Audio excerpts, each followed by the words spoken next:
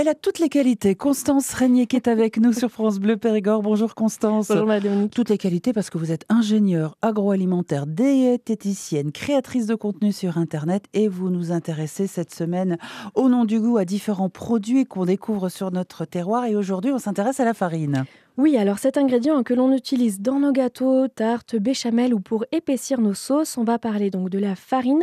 On connaît très bien la farine de blé, mais on oublie souvent qu'il existe des dizaines d'autres variétés, puisque à partir d'une même céréale, que ce soit du riz, du pois chiche, des châtaignes, du sarrasin, de la coco ou du maïs, eh bien on peut faire de la farine en l'écrasant sous un poêle ou sur une meule de pierre, et ainsi on obtient cette fine poudre qui nous permet de cuisiner de merveilleux plats sucrés et salés. Et alors, quand est-ce que l'être humain a eu l'idée d'écraser des céréales pour en faire de la farine ? Eh bien, on suppose d'après les écrits que la farine a été inventée par les peuples d'Asie dans le croissant fertile. Elle s'est répandue ensuite au fil du temps dans toute l'Europe. Et avec la découverte de l'Amérique, on a par exemple la farine de maïs qui est arrivée jusqu'aux tables de nos ancêtres, d'où est née la polenta que nous connaissons bien aujourd'hui. Et alors, saviez-vous qu'il existait une farine de survie ? En fait, en période de famine, on utilisait des écorces comestibles ou des racines que l'on séchait et que l'on broyait pour en faire de la farine durant les périodes de famine, comme je le disais. Et aujourd'hui, c'est un aliment quand même de base pour nourrir les populations à travers le monde. On en retrouve partout. Et au niveau agroalimentaire, comment ça se passe ? Eh bien, la France est le premier pays européen producteur de farine de blé. L'industrie a mis en place une codification que vous connaissez avec la lettre T, suivie d'un chiffre comme T55, T80 ou T150, qui permet de reconnaître la pureté et la blancheur de la farine. C'est ce qu'on appelle l'indicateur de butage. C'est ce qui permet de séparer le germe d'un côté qui va être la farine et l'enveloppe du grain qui va être le son et qui va apporter des fibres à notre organisme. Donc on a 6 types de farine, de la T45 à la T180. La T180, c'est une farine ancienne qui est constituée de l'ensemble du grain de blé ou de la céréale.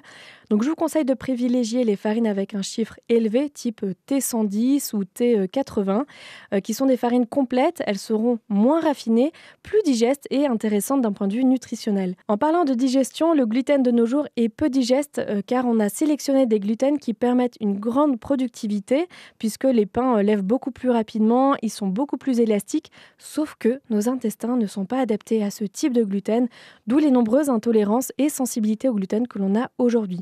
Donc privilégiez les farines réalisées à partir de variétés de céréales anciennes. Et des farines, on en produit dans le Périgord. Vous allez nous emmener où dans quelques instants ? Je vais vous emmener du côté de Saint-Cyprien, à la ferme de la Boria d'Elmas. À tout de suite. Au nom du goût, avec vous, Constance Régnier, on s'intéresse ce matin à la farine et on prend la direction de Carves, tout près de Saint-Cyprien. Oui, je vous emmène à la ferme de la Boria d'Elmas, chez Frédéric Imberti. Frédéric a pris la relève de cette ferme familiale en 2003, une ferme qui appartenait à ses parents et encore avant à ses grands-parents, tous éleveurs laitiers. Il a ensuite poursuivi l'activité laitière jusqu'en 2021, où il a fait prendre un grand tournant à son exploitation, passant d'une production animale à une production végétale. Frédéric a toujours préféré les cultures et voulait créer une ferme à taille humaine. Ce changement a fait donc suite à une envie d'indépendance, d'être beaucoup plus libre, de ne rien devoir à personne et surtout de ne rien devoir aux coopératives. Le but final était de contrôler ses marges et être rémunéré correctement.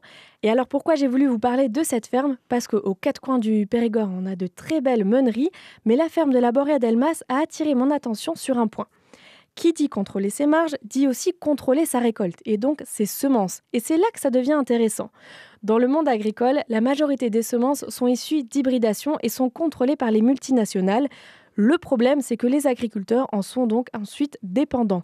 Frédéric, lui, a fait le pari totalement inverse, celui de cultiver des variétés de céréales anciennes, de les transformer en farine et surtout de posséder ses propres semences paysannes biologiques et anciennes. Il va ainsi jusqu'au bout du processus de production et de transformation et ça devient très très rare de nos jours.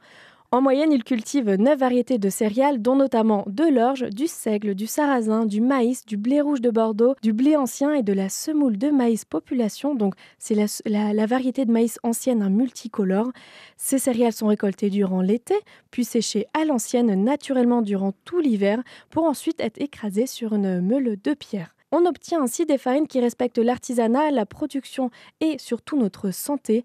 Alors faites comme moi, achetez plusieurs kilos de farine de la Boria d'Elmas et stockez-les chez vous. Et qu'est-ce qu'on peut faire avec cette farine comme ça ? Eh bien, je vous propose de faire tout simplement un pain pétri à la main. Vous mettez de la farine, du sel, de l'eau, de la levure boulangère ou bien même votre levain si vous en avez. Il suffit de faire deux levées, une première dans votre récipient. Ensuite, vous dégazéifiez la pâte et vous refaites une deuxième levée dans vos moules qui iront au four. Surtout, il ne faut pas oublier de griffer le pain, donc de créer une petite incision pour que le gaz carbonique puisse s'échapper. Cuisson 250 degrés au four. Vous pouvez aussi faire avec la farine des pâtes à tarte maison. C'est rapide, c'est beaucoup moins cher et surtout c'est inutile d'acheter ces pâtes industrielles à l'huile de palme. Avec de la bonne farine, on peut en faire très rapidement. Vous avez aussi toutes sortes de gâteaux, du financier en passant par les madeleines jusqu'au moelleux au chocolat. On va en cuisine? On va en cuisine. On va le D'ailleurs, j'ai faire. ramené la farine ici. Oh, génial, on y va tout de suite. Merci Constance, on se retrouve avec grand plaisir demain. Toutes les informations à retrouver sur les réseaux sociaux, vos réseaux sociaux. Et puis on se retrouve demain. Si je vous dis, ils sont oranges, ils ont différentes formes, on parle de... Produits de saison, donc les curcubitacées. À demain.